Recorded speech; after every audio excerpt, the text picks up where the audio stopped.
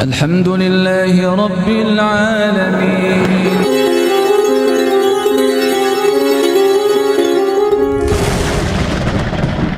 Suatu keluarga ketika masih mengakses ribawi, maka keluarga itu tidak akan ada ketentraman minimal secara ekonomi. Nah, suatu negeri pun juga demikian. Kalau Indonesia atau negeri Konoha atau negeri Wakanda atau apalah namanya, kalau masih mengakses sistem ribawi dalam perekonomian, sistem perekonomiannya, maka jangan harap akan hadir baldatun thayyibatun wa rabbun ghafur.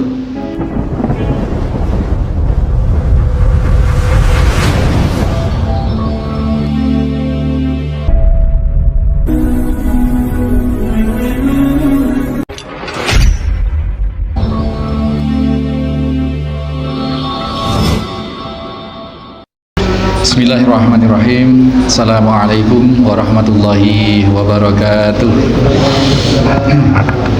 Innal hamdalillah nahmaduhu wa nasta'inuhu wa nastaghfiruh wa na'udzu billahi min shururi anfusina wa min sayyiati a'malina.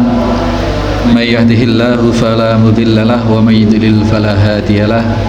Asyhadu an la ilaha illallah wahdahu la syarikalah. Asyhadu anna Muhammadan abduhu wa rasuluhu la nabiyya ba'dah.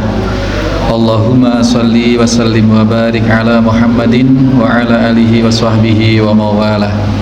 Hadirin hadirat jamaah Masjid Al-Muslimun Curah Jeru Panji Situbondo rahimani wa rahimakumullah, serta segenap mustami dimanapun berada saat ini rahimani wa rahimakumullah.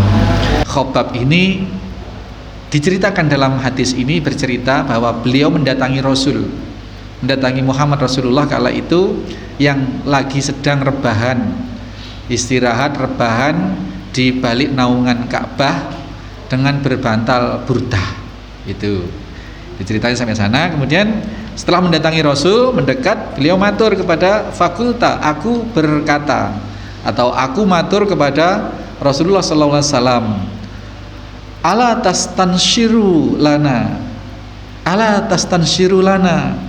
ya Rasulullah, tidakkah engkau memohon pertolongan bagi kami para budak yang tertindas ini?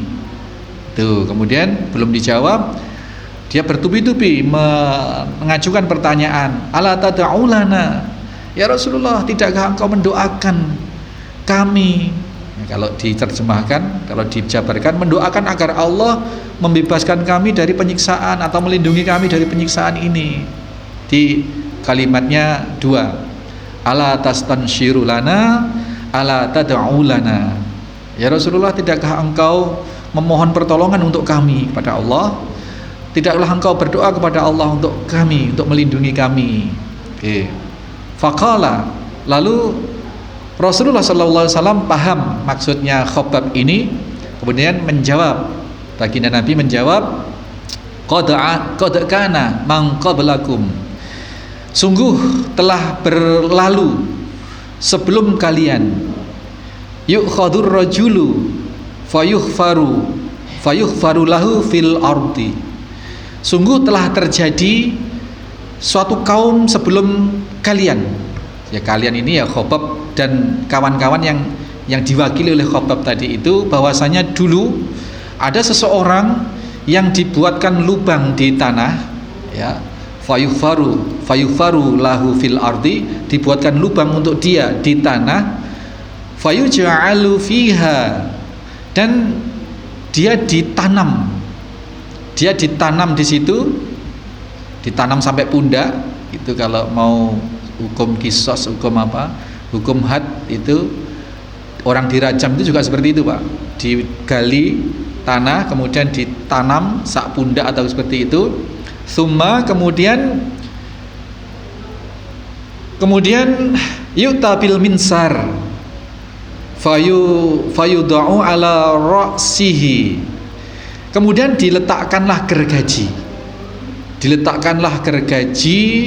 diambil dan diletakkanlah gergaji, ditimpakan ala ra'sihi, di kepalanya. Gergaji, Pak, sudah badannya ditutup, dipendam sak pundak atau sak dada tuh, makanya tangan nggak bisa bergerak. Terus diambil gergaji besi, diletakkan di kepalanya. gergaji manual Pak, bukan gergaji mesin ya. Kalau mesin selesai sebentar selesai.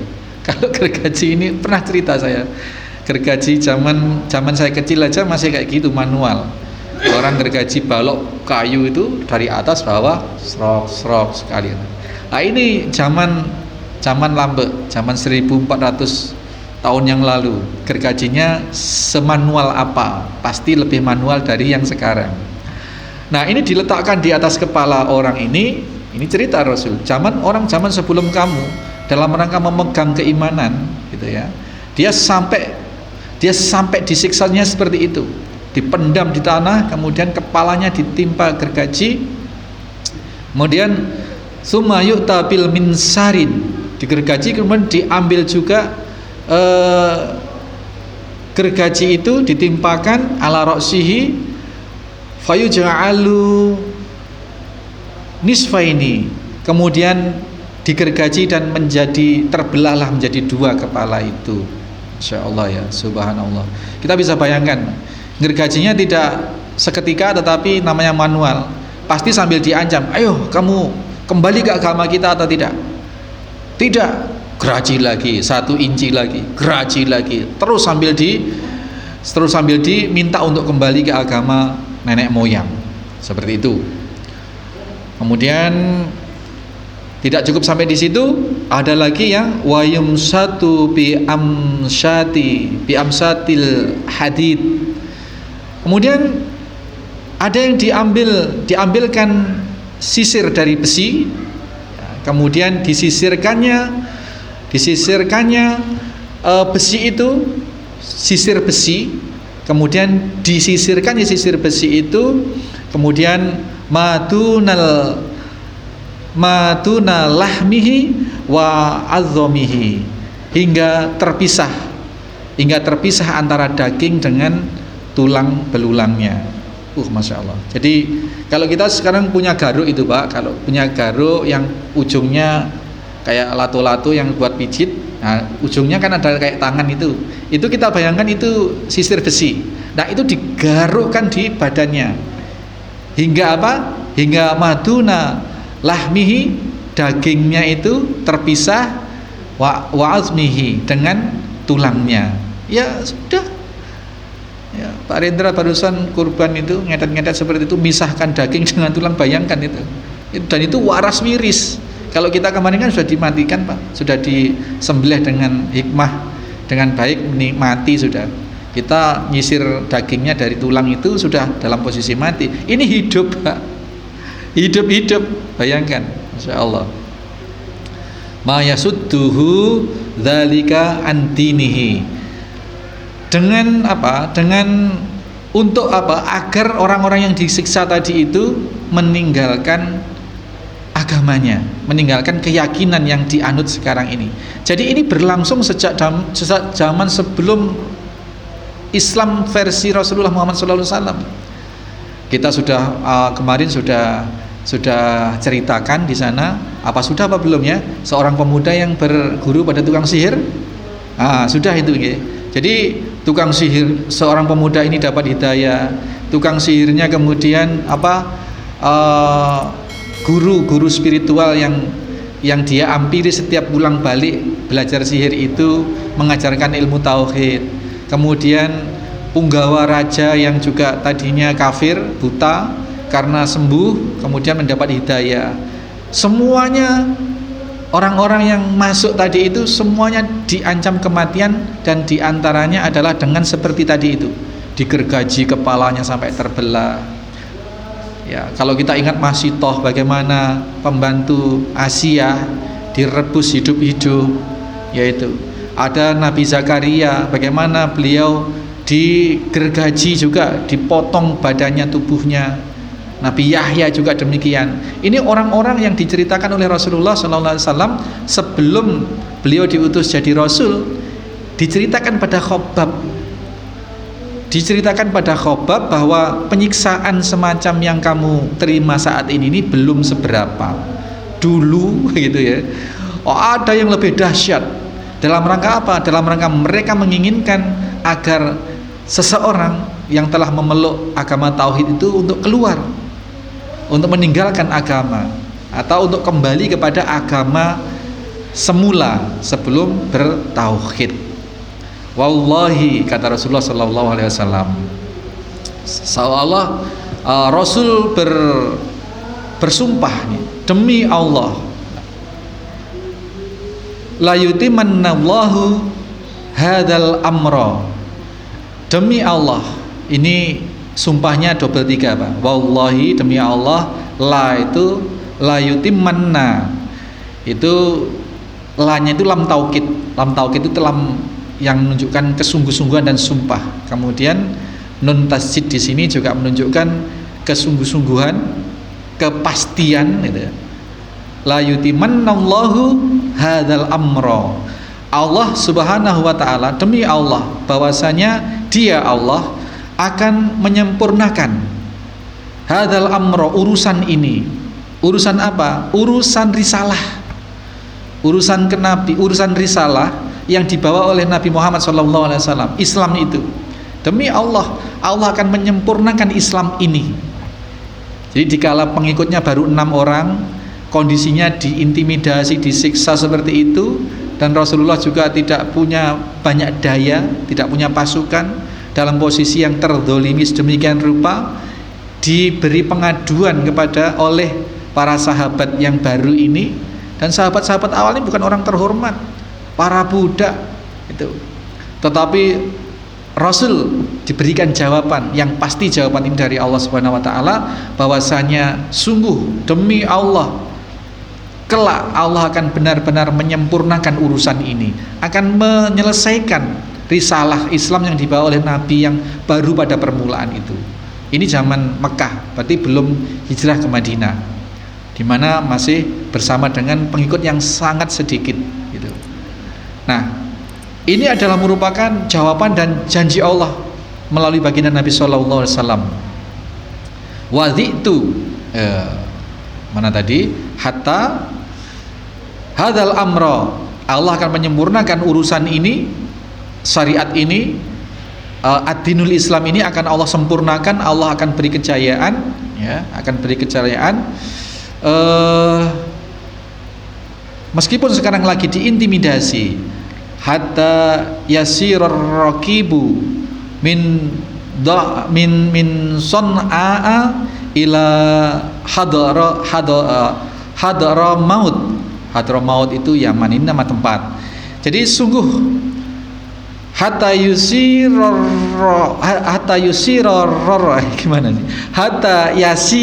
raqibu min son'a ila Hadramaut. Allah akan menyempurnakan urusan ini hingga pada suatu saat akan tiba masa di mana Islam ini sudah jaya dan seseorang akan merasa tenang.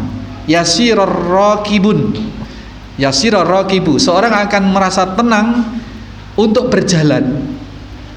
Orang Islam, orang yang sudah memeluk Islam akan merasa tenang berjalan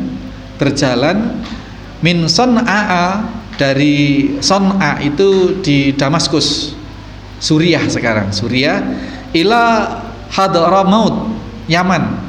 Antara Suriah dan Yaman itu orang yang sudah menggenggam Islam itu akan berjalan dengan tenang karena Islam sudah berjaya.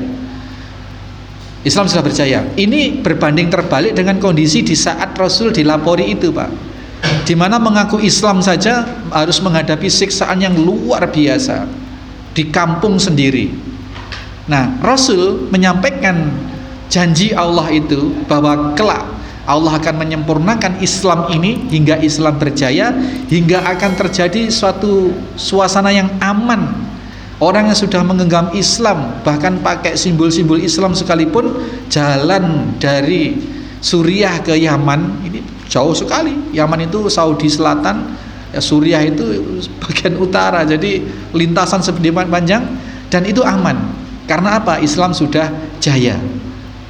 Tidak punya rasa ketakutan sedikit pun orang yang berjalan dikala Islam sudah disempurnakan tadi itu. Hadramaut la yakhafu, tidaklah mereka memiliki rasa ketakutan melintasi jalan yang sedemikian panjang itu, illallah, kecuali hanya takut kepada Allah. wadhibu ala ghanamihi, dan kecuali hanya kekhawatiran atas serigala terhadap binatang ternaknya atau kambing-kambingnya. Jadi takutnya hanya sebatas itu. Kalau takut akan diintimidasi karena sudah masuk Islam, sudah nggak ada.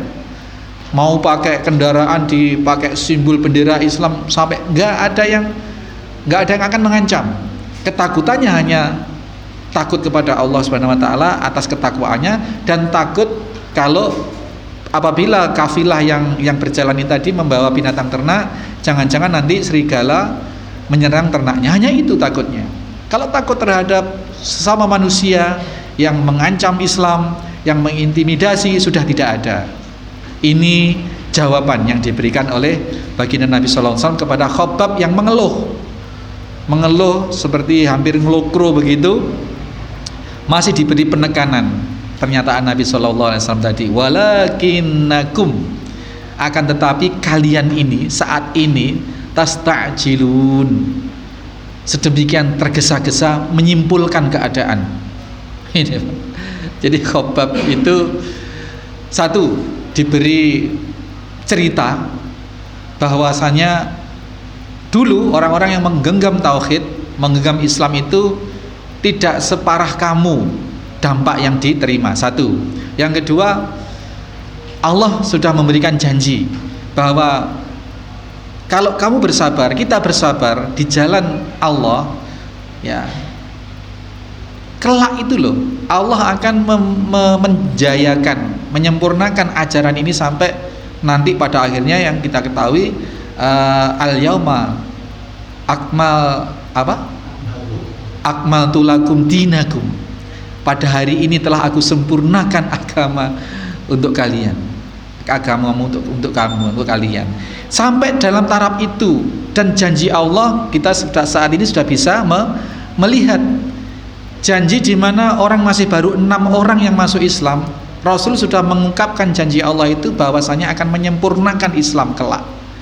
Dan kita juga sudah tahu dalam sejarah kerasulan Nabi itu, saat ada satu hari di mana Allah sudah berupa firman Allah, al-yauma akmaltu lakum dinakum tadi itu. Ini janji Allah. Janji yang diberikan oleh Rasul kepada Khabbab dan para seangkatan dengan beliau, para Khabbab radhiyallahu anhum. Nah, yang ketiga adalah Nabi ingin menyentil walakinnakum, dan tetapi dengan kenyataan seperti itu tadi itu, walakinnakum tasta'jilun, kalian terlalu tergesa-gesa menyimpulkan keadaan.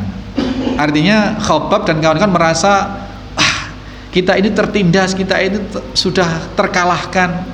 Kenapa engkau ya Rasul tidak meminta pertolongan kepada Allah agar kami tidak seperti ini, dan engkau tidak berdoa kepada Allah agar kita diberi kenyamanan di dalam memeluk Islam ini.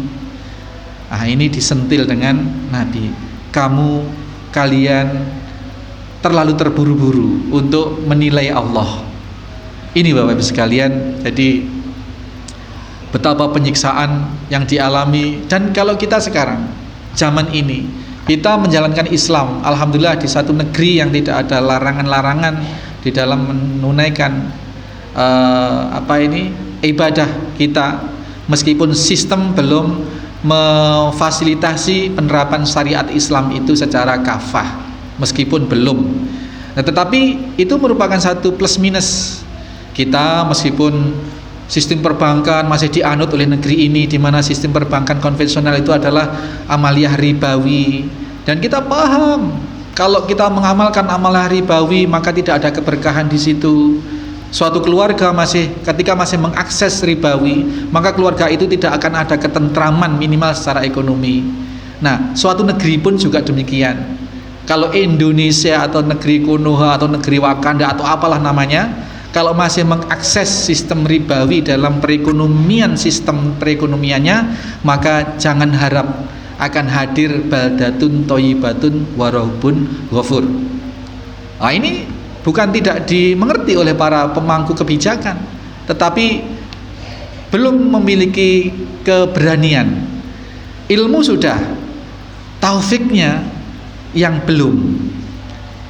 Sebenarnya apa susahnya?